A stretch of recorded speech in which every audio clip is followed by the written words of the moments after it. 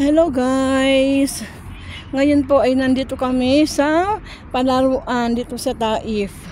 Dahil hindi na naman po natuloy ang aking appointment sa aking pagpapacheck up.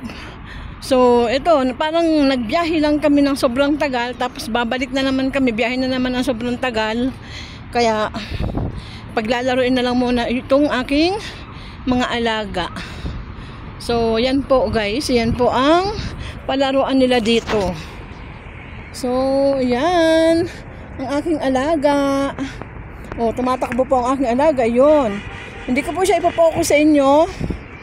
Dahil alam kong bawal po, no? Hindi po siya pwedeng pokusan ng camera. So, ipakita ko lang po kung saan po siya maglalaro.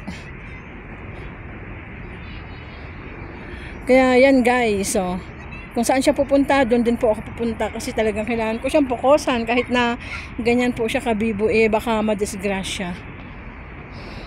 So yan po.